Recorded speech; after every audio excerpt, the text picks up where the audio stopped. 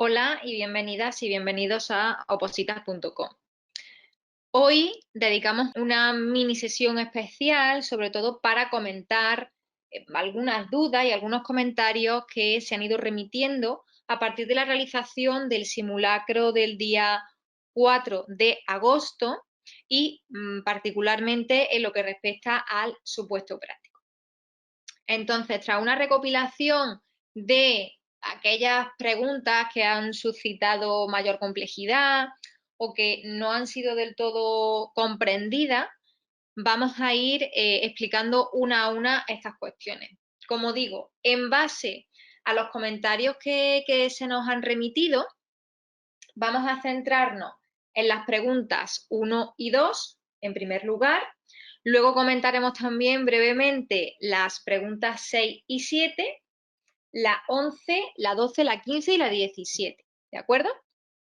Bueno, comenzamos. Simplemente por contextualizar. Ya sabemos que tenemos aquí un supuesto en el que la primera parte estaría centrada en tema de subvenciones, ya sabemos, la ley 38/2006, general de subvenciones. Sabemos también que tenemos el Real Decreto de Desarrollo, el 886, ¿de acuerdo? Pero que no se suele profundizar tanto, si acaso, en algún que otro matiz que hemos visto en alguna que otra clase porque hemos considerado que es importante, como es el caso de la modalidad de inicio de un procedimiento de concesión de subvenciones en función de si lleva convocatoria previa, de si es de concurrencia competitiva o si por el contrario son de concesión directa en sus tres modalidades que ya conocemos, nominativas, las que estén previstas en una ley y también las que surgen cuando hay algún tipo de necesidad especial, por ejemplo, de carácter humanitario. Eso es una cuestión que viene en el, como digo, en el Real Decreto y que en algunas clases de corrección hemos considerado oportuno también plantear. Bueno, dicho esto, la segunda parte se centra sobre todo en cuestiones de personal. Somos perfectamente conscientes de que lo que afecta a la función pública y a todo lo que tiene que ver con lo que se aplica a personas con la condición de empleadas públicas, desde consolidaciones de grado, formas de provisión, régimen disciplinario, situaciones administrativas, es una materia muy densa, está esparcida además en distintas normativas y también suele suscitar muchas dudas. Bien, además de estas cuestiones, pues ya sabemos que en el supuesto planteamos otras cositas, como por ejemplo lo que aplicaría en base al Real Decreto 203/2021, tema de recursos y demás. Bueno, una vez hecha esta pequeña introducción, comentamos las dos primeras preguntas que están muy relacionadas entre sí. Hay que tener mucho cuidado con la terminología que se utiliza y además en la primera pregunta especialmente importante porque ya nos está introduciendo todas las cuestiones del supuesto. Cierto es que el resto de cuestiones no dependen de la primera pregunta, pero con la segunda sí que hay una serie de interconexiones y es muy importante destacarla.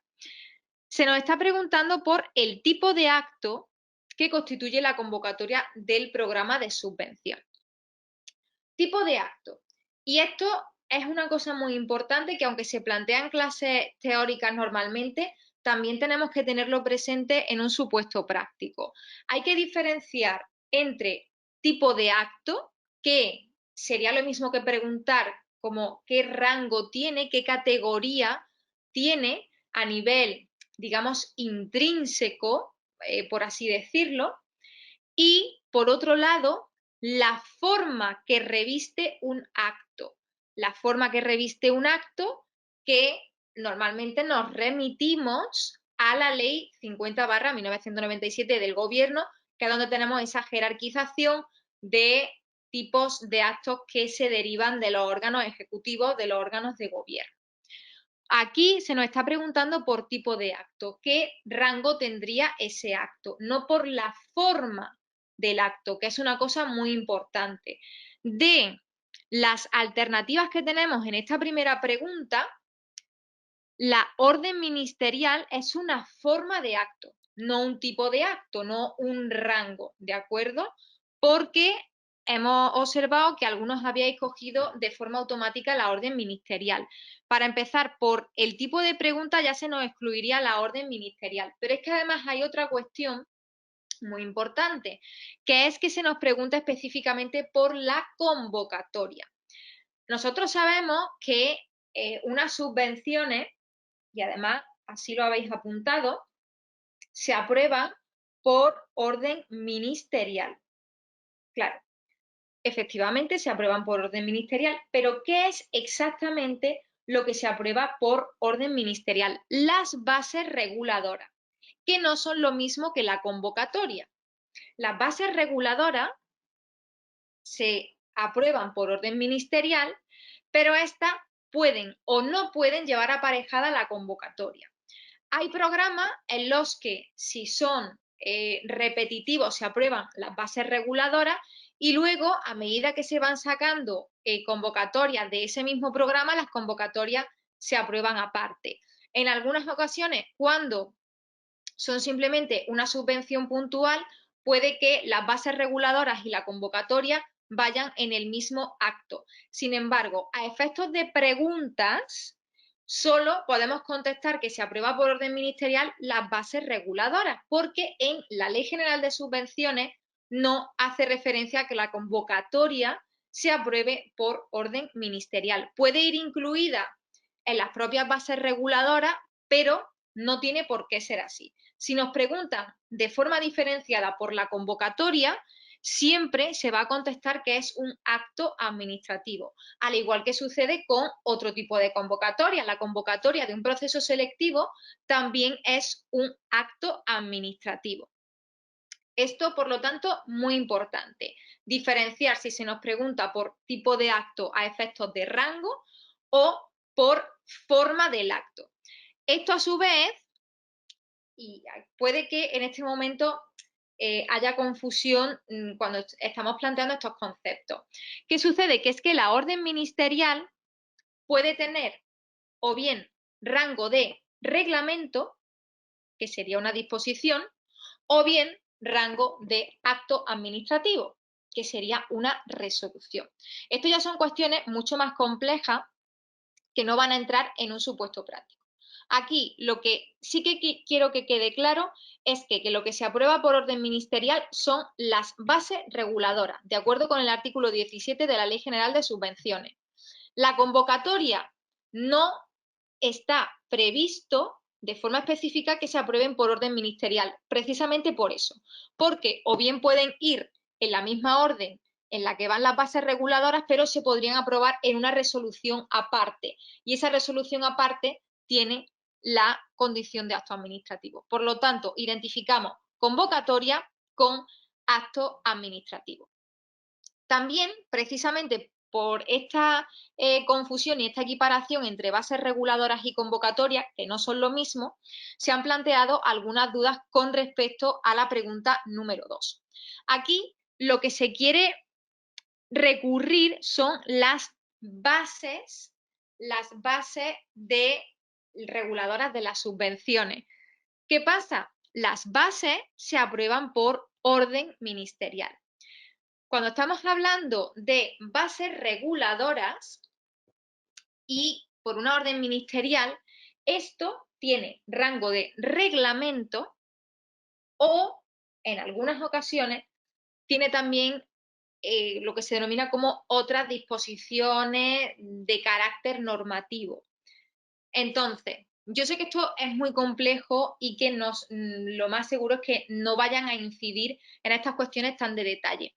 Pero sí que es importante que sepamos que cuando algo se aprueba y tiene rango de reglamento, como sería el caso de esta orden ministerial de las bases reguladoras, no puede recurrirse mediante un recurso administrativo. Tiene que ser exclusivamente un recurso de carácter contencioso. Solo se puede recurrir en vía contenciosa de acuerdo con la Ley 29/1998.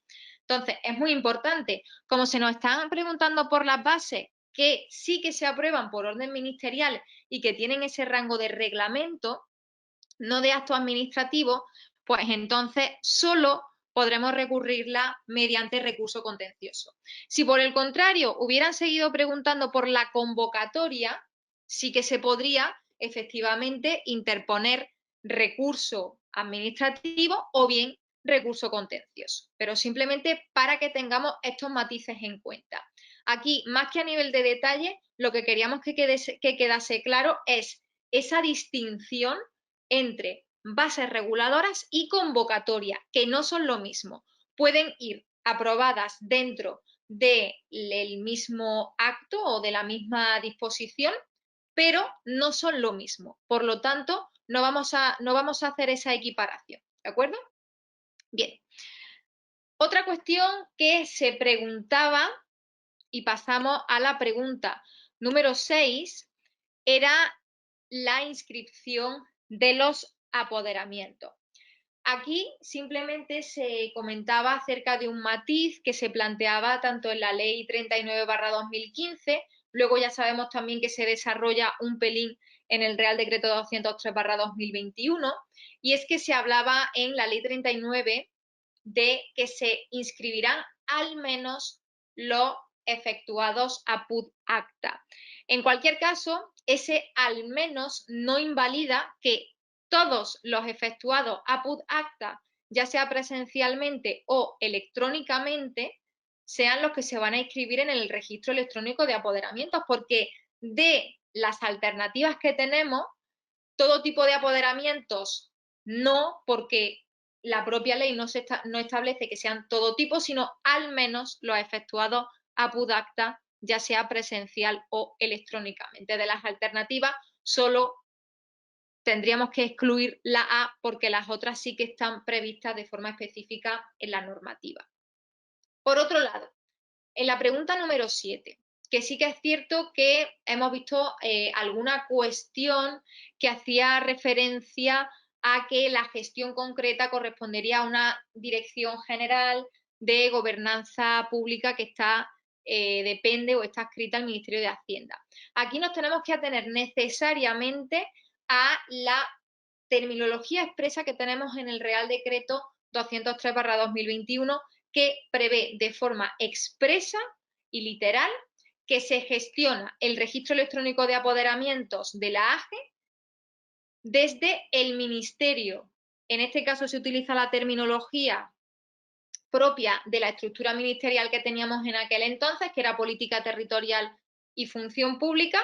Esto ya sabemos que ha cambiado, por lo tanto el equivalente actual es Ministerio de Hacienda y Función Pública, con la colaboración del Ministerio de Asuntos Económicos y Transformación Digital. Por lo tanto, muy importante en este caso esa literalidad, aunque nosotros sepamos, porque tengamos conocimiento de que el Real Decreto de Estructura del Ministerio de Hacienda, de forma específica, quien lo gestiona es la Dirección General de Gobernanza Pública, nos tenemos que atener a la norma general, porque en ninguna de las alternativas que tenemos se hace referencia a ninguna dirección general, sino a los departamentos ministeriales con carácter general. De ahí que elijamos la opción A, que sería la correcta en este caso. Otra cuestión que además nos ha parecido muy interesante, porque en otras clases de supuestos prácticos en cuestiones de personal también ha surgido en diferentes ocasiones. La pregunta 11. Aquí tenemos que si quiere cambiar de destino la funcionaria, tenemos información de referencia de que los hijos tienen 10 y 12 años porque a su marido lo han cambiado de destino. Entonces, se plantea o se pregunta la posibilidad de que se pudiera acoger a una excedencia por cuidado de familiares. Ya sabemos que la excedencia por cuidado de familiares tendría dos variantes. La excedencia por cuidado de hijos, que sería la que tiene una duración de hasta 3 años a partir del nacimiento, pero tenemos otra modalidad también de cuidado de familiares que no sean necesariamente los hijos. Este tipo de excedencia se puede utilizar también cuando los hijos son mayores de 3 años, así se ha pronunciado en varias ocasiones el propio Ministerio de Hacienda y Función Pública en algunas resoluciones que ha emitido, y también, por si alguna persona no es conocedora de este recurso, hay un boletín de dudas en materia de recursos humanos donde tenemos muchas cuestiones que han sido planteadas y han sido resueltas desde función pública. Pero se puede utilizar esa excedencia por cuidados de familiares también para hijos o hijas, pero tiene que existir alguna circunstancia que lo justifique. No vale simplemente con decir que necesitan cuidados porque el padre o la madre lo han cambiado de destino y está uno de los progenitores solo haciéndose cargo de esos hijos, sino que tendría que existir alguna circunstancia de especial necesidad, como que se padeciese alguna enfermedad, para que se pudiese acoger a este tipo de excedencia. En el caso de no ser así, la única opción que se podría utilizar, siempre teniendo en cuenta que en este caso en particular el marido de la persona funcionaria no trabaja como empleado público, sería una excedencia voluntaria por interés particular. No nos cabe la agrupación familiar porque ya sabemos que siempre tiene que existir alguna vinculación especial con la administración por parte del cónyuge. En este caso no se nos da. Por lo tanto, aquí, como digo, importante conocer esa doble vertiente de la excedencia por cuidado de familiares, pero saber que aunque existe esa posibilidad de extender el cuidado de hijos más de los 3 años, siempre tiene que darse otra circunstancia que así lo justifique. Continuamos ahora con la pregunta 12. Se ha planteado también la utilización, en este caso no tanto por la respuesta correcta, sino por la propia terminología de la pregunta, por la utilización del término permiso en lugar de medida. En este caso, sí que podría tener justificación esta alegación, podríamos decir, no llegaría a ser constitutiva de una impugnación en un examen, porque de hecho todo lo que tiene que ver con flexibilizaciones de jornada está incluida dentro del concepto de permiso. Entonces nosotros sabemos que los permisos de personal funcionario los tenemos en el artículo 48 del texto refundido del Estatuto Básico del Empleado Público, y ahí tenemos cuestiones que se plantean como de flexibilización o de reducción de jornada. En este caso concreto, aludimos a la resolución del año 2019 que afecta sobre todo a esa distribución de la jornada. Claro, la resolución no habla de permiso, habla de medidas en particular, pero sigue estando ligada al concepto general de permisos que tiene la administración pública. Por lo tanto, es un matiz bien planteado en las dudas que hemos recibido al respecto, pero no llega a invalidar la pregunta, puesto que el concepto general sigue siendo el de permiso cuando afecta a redistribuciones de jornada, siempre que está justificada por temas de conciliación. Una cuestión que sí que es muy interesante y sí que puede estimarse como posible impugnación de pregunta. La pregunta número 15, sobre la posible emisión de documento contable ADOCA de forma conjunta para la subvención, que en este caso hemos dicho que es de concurrencia competitiva. Sabemos que no puede darse precisamente por ser de este tipo de concurrencia. Aquí la respuesta correcta que damos es la respuesta B, que solo puede emitirse en subvenciones nominativas. Esta es una respuesta correcta, pero de forma, podemos decir, parcial, porque también sabemos, y según y a tenor de también lo que habéis planteado en la regla 85 de la instrucción operatoria contable, se establece esa posibilidad de que en subvenciones de carácter periódico sin convocatoria previa también se pudiese hacer esa conjunción de los documentos contables. En este caso, aunque es una pregunta que se aplicaría en relación con este contexto concreto, que sabemos que hay una convocatoria para esa subvención en base a la propia información del enunciado, pues sí que tenemos ese matiz de que si no hubiese convocatoria de carácter periódico, aunque fuese de concurrencia, sí que podría darse la conjunción de documentos contables. Por lo tanto, en este caso sí que se podría considerar como impugnable y anularse esa pregunta y, por tanto, pasaríamos a aplicar la primera de las preguntas de reserva, la relativa a cuál es el plazo máximo en el que debe resolverse un procedimiento de concesión de subvenciones. Además, en este caso, pues modificaremos igualmente la plantilla y las propias alternativas para que quede constancia en el campus. Bien, y última cuestión que se preguntaba en la pregunta 17 eran los siguientes medios que no pueden utilizarse para el pago de subvenciones. En la Ley General de Subvenciones no se nos establece unas modalidades concretas a través de las cuales puedan pagarse dichas subvenciones. Por lo tanto, ya sabemos que cuando en una ley particular no se nos establece algo muy específico que se aplique al procedimiento que se regula, nos tenemos que ir a la ley general. En tema de gastos y pagos, la ley general a la que siempre tenemos que acudir es a la Ley General Presupuestaria. Y entonces, en este caso, nos tendríamos que ir a su artículo 110, que es el que establece las modalidades de pago que son válidas en la administración, que nos incluye tanto cheque como transferencia bancaria y efectivo. Por lo tanto, respuesta correcta, la D. Esto sucede, ya sabéis que lo tenemos muy interiorizado en todo lo que tiene que ver con procedimientos administrativos, que todo lo que no establezca la ley particular nos tendríamos que remitir a la ley 39 normalmente, pero también es aplicable cuando estamos hablando de procedimientos de gestión económica presupuestaria. Por lo tanto, ya os digo, aquí nos tendríamos que remitir a ese artículo 110. Cabe la posibilidad de que en las propias bases de una subvención sí que se establezca la modalidad concreta en la cual se va a pagar una subvención. Por ejemplo, solo se prevea el pago de la subvención mediante transferencia bancaria. Pero como en la ley no se nos establece, nos tenemos que remitir a la norma más general en este caso, que sería la Ley General Presupuestaria. ¿De acuerdo?